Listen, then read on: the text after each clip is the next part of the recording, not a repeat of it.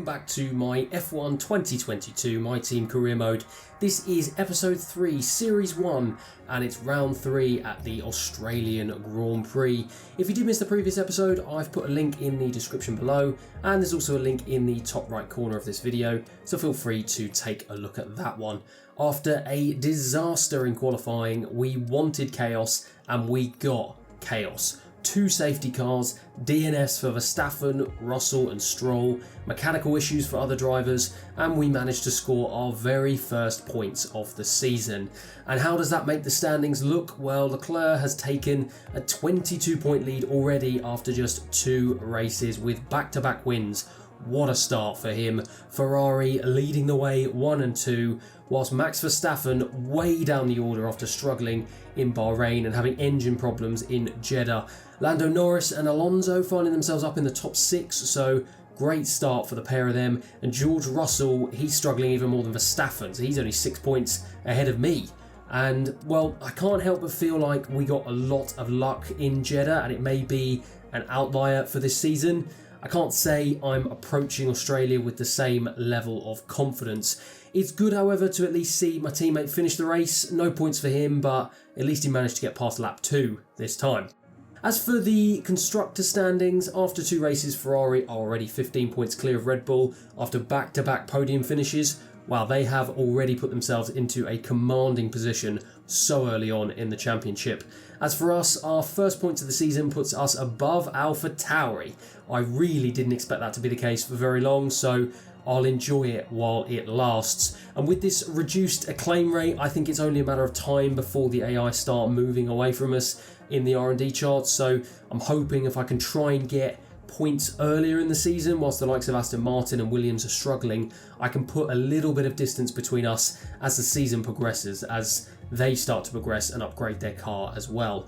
And speaking of upgrading the car, we've not really got enough money to make any facility upgrades, but we do, however, have over 1,000 R&D points, so I think we'll be able to make at least one minor upgrade this time round. We've already got durability, aero and powertrain upgrades on the way, so I'm thinking I'm going to look at the chassis upgrades to try and keep the car as balanced as possible. And we're going to go ahead and purchase a minor weight reduction upgrade, which should come in before Imola. And looking at the other teams on the grid, our chassis performance does seem quite poor in comparison, so this is definitely a much needed upgrade. And whilst I do have enough R&D points to purchase another aero upgrade, because I didn't purchase the fabrication facility upgrade in a previous episode, I can't do simultaneous upgrades. So I'm going to have to wait until my other rear downforce upgrades comes in. So pros and cons to focusing on durability so early in the season, but I'm hoping it will pay dividends the further into the career mode we go. So on a positive note, our energy store durability upgrade has come in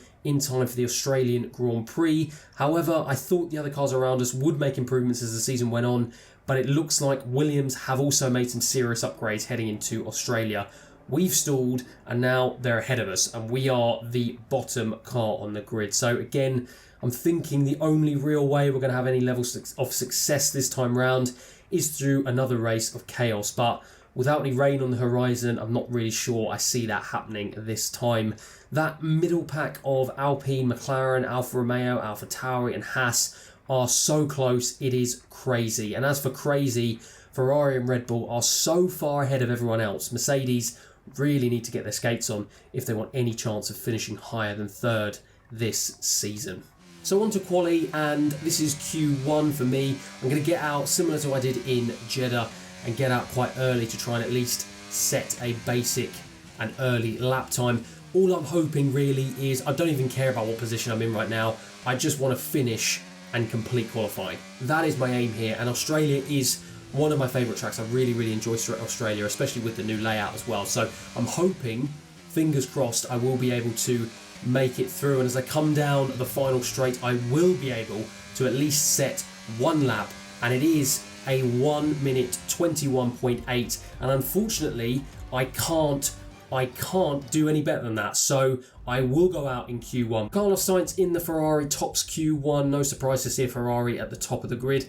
As for us, I can't beat my first flying lap, and I thought it might be enough to get into Q2, but unfortunately it's not. It's P18 for me, but to be honest, I'm very happy with that. Firstly, I actually managed to finish a qualifying session, so I'm delighted with that. But secondly, we definitely have the worst car on the grid, as shown by my teammate Jack, very much in last place, who's 3/10 off of Latifi. Wow, so overall 18th on the grid, ahead of Vettel, ahead of the two Williams.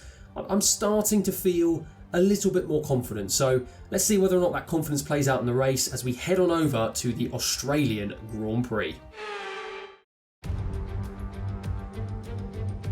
You can hear the Australian fans roaring as they line the track here in Albert Park. Welcome to Melbourne, and the roar from the crowd can only mean one thing.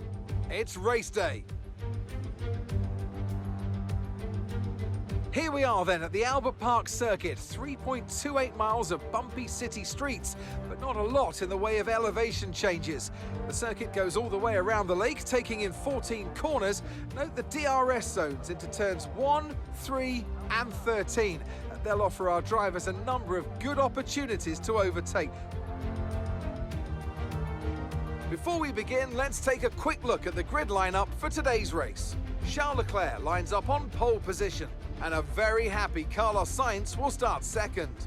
Looking at the rest of today's grid, we have Verstappen, Perez, George Russell and Hamilton, Norris, Fernando Alonso, Ricciardo and Esteban Ocon, Bottas, Gasly, Yuki Tsunoda and Magnussen, Mick Schumacher, Joe, Lance Stroll and the rookie, Vettel, Albon, Latifi and Jack Aitken. That's it then, it's time to go racing as we head down trackside for today's race.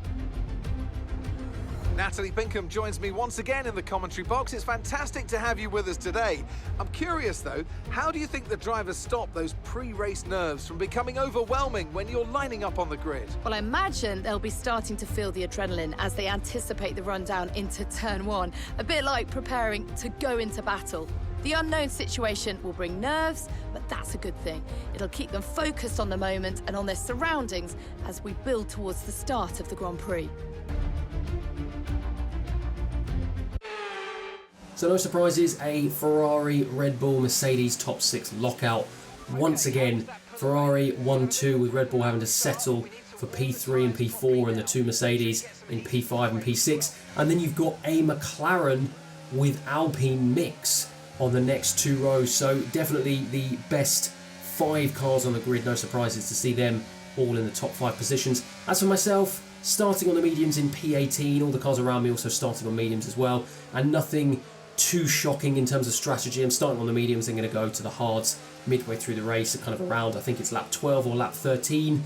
As I now look to park the car just behind Guan Yu Zhou, hopefully I'm going to go in slower. I'm starting to get used to these now. So although I did get purples on my last 2, I was struggling a little bit. But as I say that, I then go and get a green. So maybe I'm getting a little bit too confident in my own ability so far as we now look to count down the lights to the Australian Grand Prix, and away we go. And it is not a particularly good start. I think I locked up the 2 rear wheels off the line. Stroll looks like he gets a pretty decent start, and I've got a car, I think it's Vettel, going down the left hand side as I brake early going into turn 1. I will hopefully get the better exit of Stroll. I do, and I actually managed to go ahead of Stroll into P17, but he has the much faster straight line speed, and he will get me going into turn 3. I will brake a lot later than him though, and I will squeeze him out to the left, and I will get myself up into P17. So actually, all in all, not being too quick off the line wasn't too much of an issue. I managed to get myself up 1 place, so pretty happy with that. As we take a look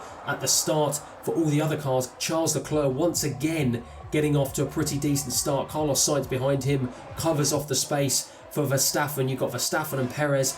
George Russell, he looks like he overtook Lewis Hamilton. I can't actually quite remember who started ahead of those 2 Mercedes. You've then got the usual McLaren Alpine fight as I saw something go flying. I don't know what it was, I don't know who it was from, so similar to Jeddah, something has gone missing off a car, but I can't quite identify who it is. You've got Magnussen making a move on Tsunoda, and Guan Yu Zhou down in P15, Mick Schumacher down in P16, a familiar spot for him and a familiar spot for me right behind Schumacher, with Vettel, Nicholas Latifi and of course my teammate Jack right at the very back of the grid, so not a particularly good start for him. Can't make up any places whatsoever, as I'm now struggling to hold on to Mick Schumacher as we work our way back up the grid. We've got Bottas in the final point scoring position in P10.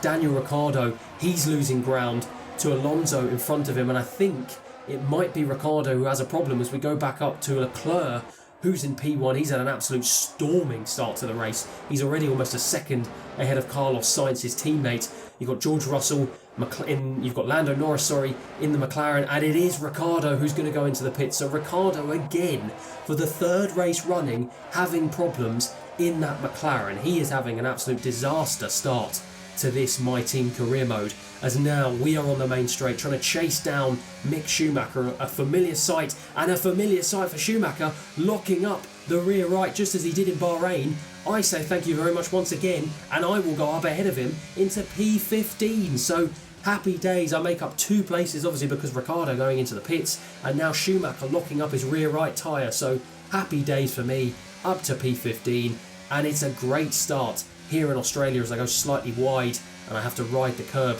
pretty high there. And speaking of familiarity, we've got Lewis Hamilton and George Russell fighting each other for P5 and P6 once again. Hamilton going to go round the outside as Russell tried to squeeze him almost into the barrier there, and now Hamilton will go round George Russell and get himself back into P5 with the 2 Red Bulls behind Carlos Sainz, and Leclerc is already 2.8 seconds ahead of Carlos Sainz after 6 laps. He is having an absolute monster Grand Prix in that Ferrari. He is completely at one with that car. Unbelievable start for him.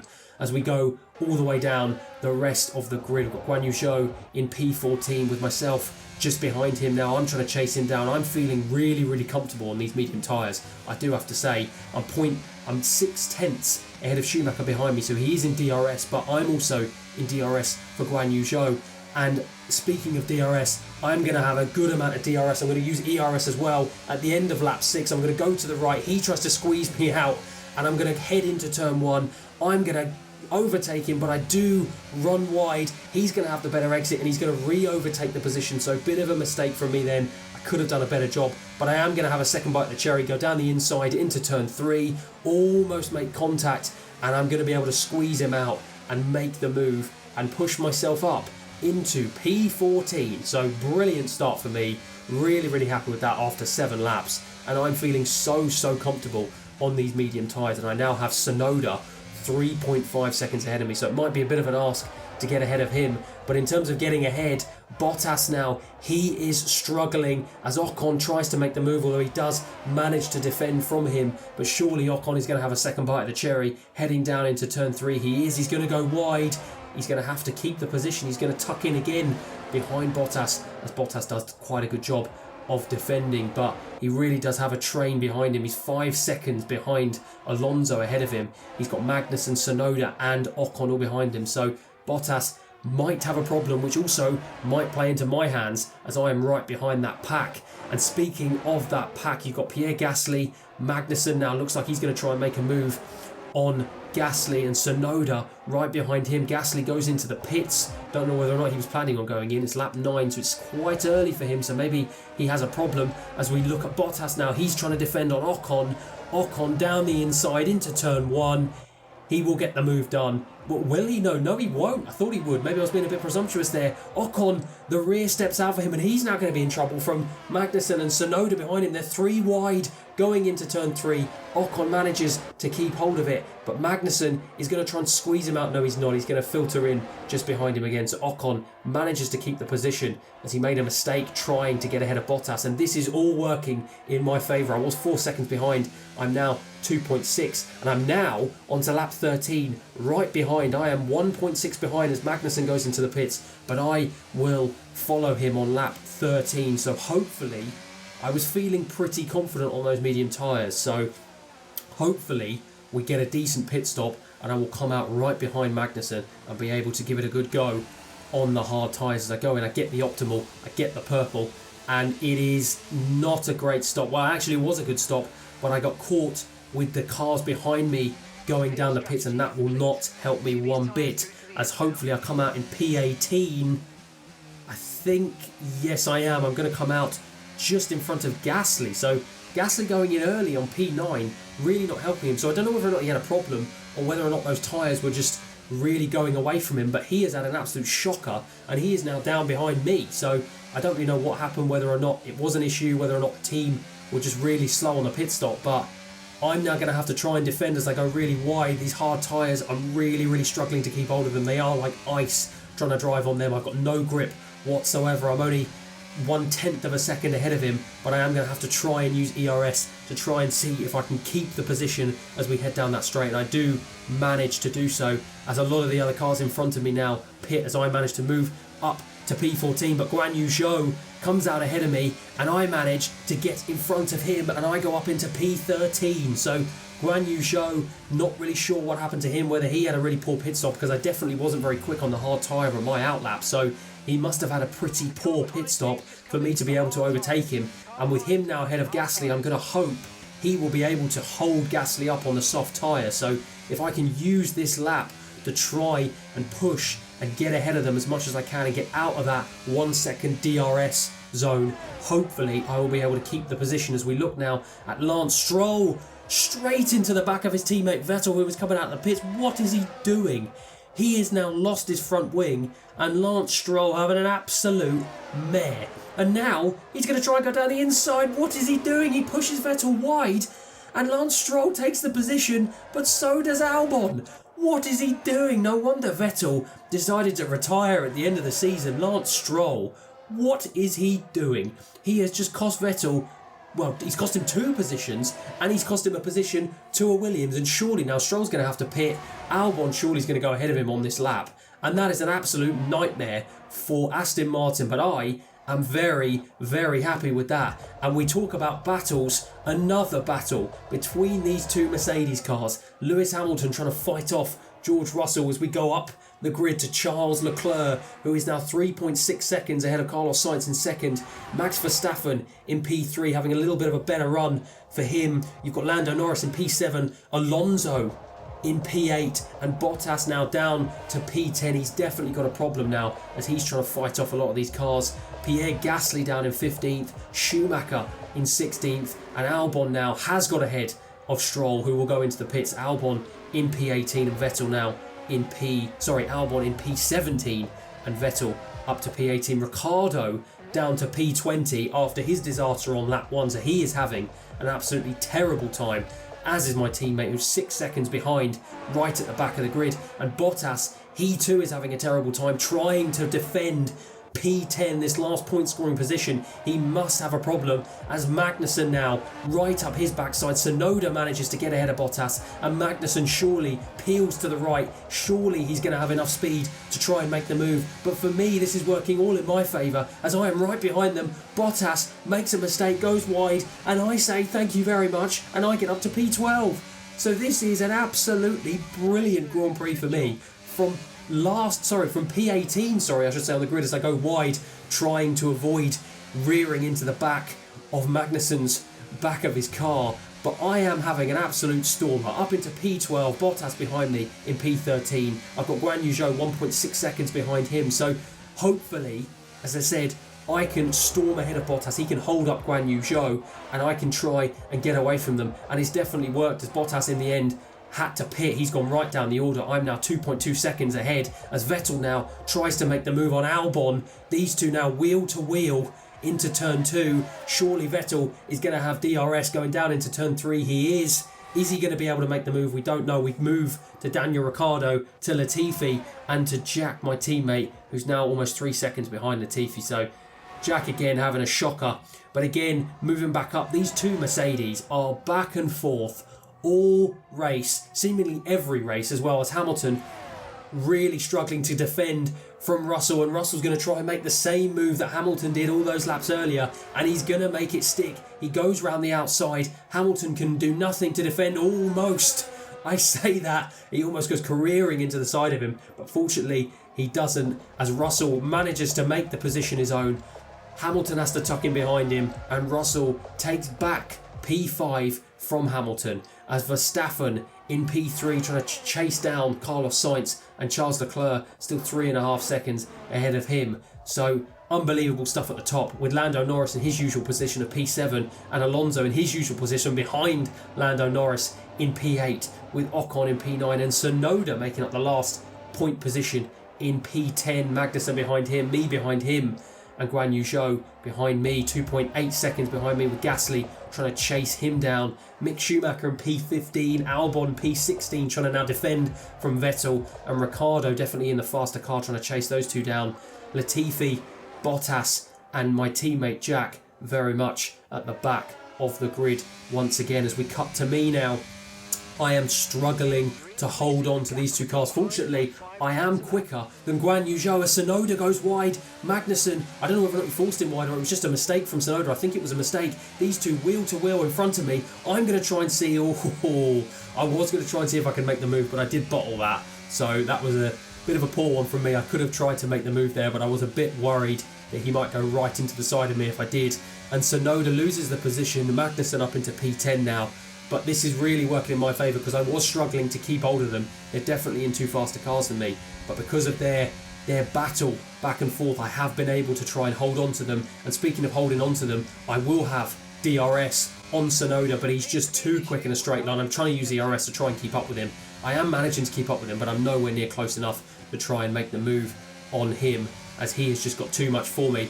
And my engineer has just told me that they are looking into a problem. So I'm really hoping that it is not a serious problem, because I'm doing so well in this Grand Prix and there is potential for points in this Grand Prix for me, as I'm trying to catch Tsunoda in P11 and Magnussen in P10. It looks critical. Find somewhere to retire as soon as possible. We can't risk you carrying on with this race, I'm afraid. I have got to retire a mechanical failure. You have got to be kidding me. All of this talk of durability and reliability in my car, and this will now be our team's second DNF in the race. My teammate's engine going in the first race, and now a mechanical failure for me. Unbelievable stuff. I am gutted. I was doing so well. I'm devastated. I cannot believe it. I cannot believe it. I don't know what to say. My first retirement of the season. I'm absolutely devastated.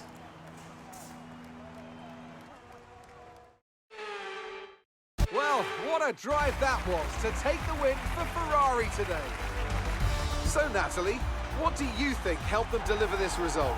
Well, this was a real team victory. They put together a solid strategy today that appeared well suited to the conditions out on track. The driver did everything that was expected of them in the moment to really execute the team's plan to perfection. A shining example of how F1 really is a team sport.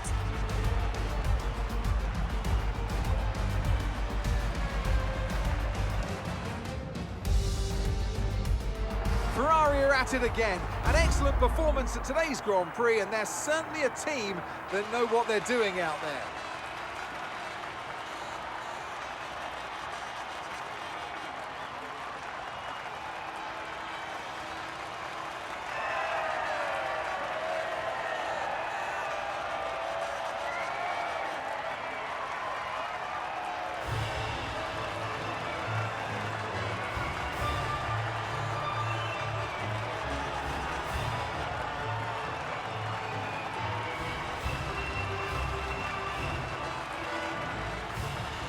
Well, Charles Leclerc with his third win on the bounce. He is an absolute monster at the moment as a Ferrari with their third double podium in 3 races, a 1-2 for them. Just like the grid, it's a Ferrari, Red Bull and Mercedes top 6 lockout. And further down, both Alpine scoring, good result for them. Although neither AlphaTauri driver getting the points, so somehow we will stay ahead of them in the constructors standings. As for us, a disaster in Australia, a gearbox failure for me and a last place finish for my teammate. A day and a weekend to forget for A&M Racing. It's just so disappointing. I felt like I was having such a good race. All the work we're putting into our car durability. We're supposed to have the most durable car on the grid, but it's still not enough as we have 2 DNFs in our first 3 races.